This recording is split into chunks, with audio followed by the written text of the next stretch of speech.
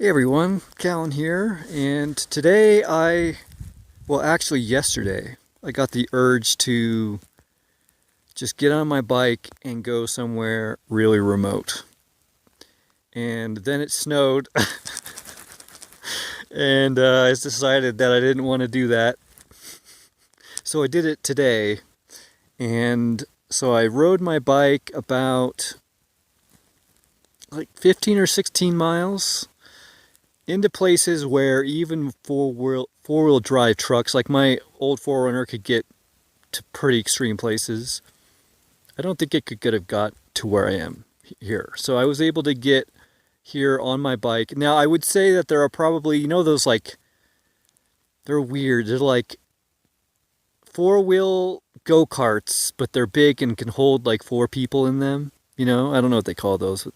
A lot of people around in the Southwest have these things, so some of those are pretty impressive and probably could get here. And the road is worn in to indicate that people do come up here, but I think it's probably pretty much just vehicles like that. So anyways, I basically got out into the middle of nowhere, and it's so nice. It's so peaceful. There's no insanity. And, I do listen to music sometimes, and I do like turn on podcasts sometimes. Sometimes I'll just sit here or lay here and look up at the sky, and there will be no sounds at all. No sounds.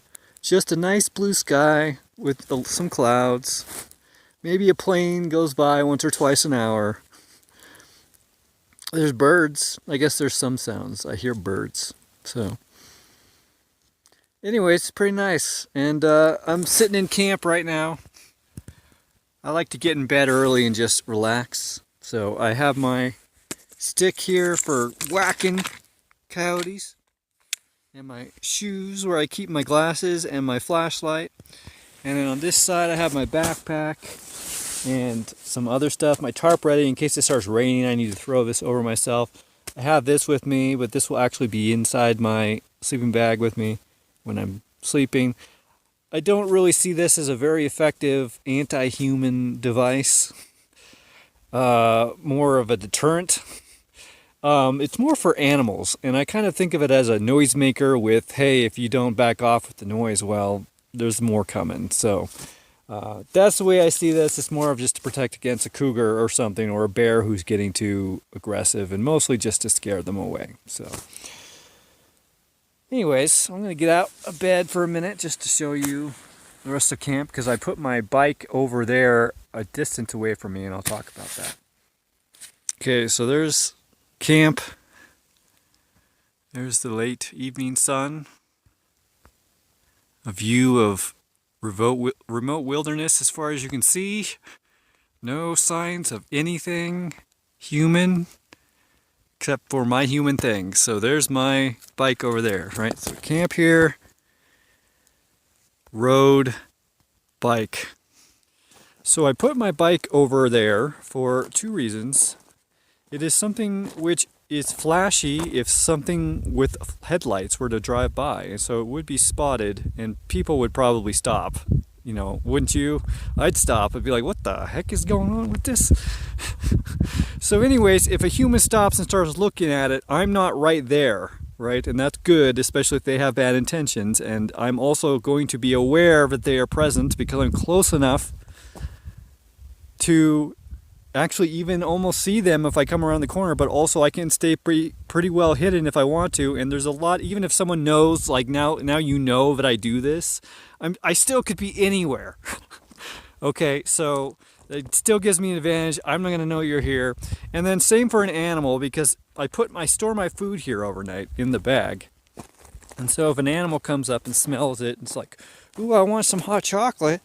And he gets up in here and he starts whacking moving the bike, then this motion sensor alarm is going to go off, and then I'm going to know there's a freaking animal in camp, and also the animal's probably going to run away. So nice view, huh? So anyways, that's the situation. The river that I basically came out here because it looks like there should be a river, and I was going out trying to go that direction, using some offline topo maps on my Google phone using an app called Osmand.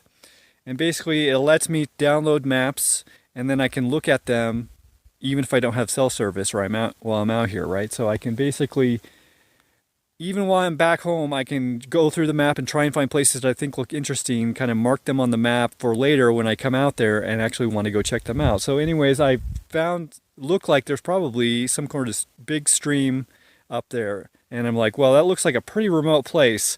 And there would be, if this is a big stream, this would be a lot of stream. So lots of places where you could stay basically for very long periods of time if you needed to in a bad situation where that has water, which is really key, where pretty much no one's going to come. So that's a really valuable thing to be aware of. So I know of lots of places like this now. It's kind of like my thing. It's like identifying these places and then having lots of different options, right? Because you never know what the situation is going to be. But anyways, I didn't quite make there because the main road seems to, sometimes maps are out of date. Like if they're like 20, 30 years old, sometimes they'll have a road on there, which the road is now like 30 feet or maybe 100 feet one way or the other now because of something happened and they had to reroute the road or something.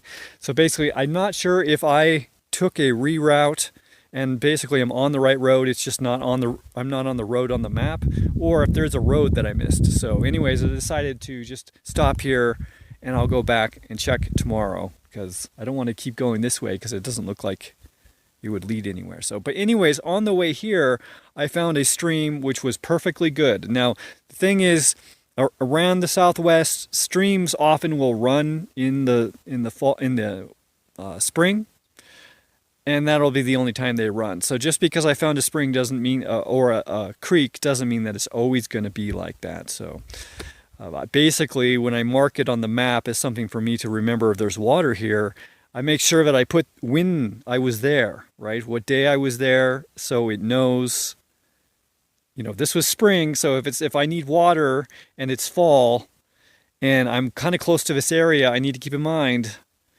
it might not have water. So do I really want to walk out there and risk it? I may want to try some other choices, right? So these are types of things that I think about. So anyways, that's my update on my deep wilderness adventure.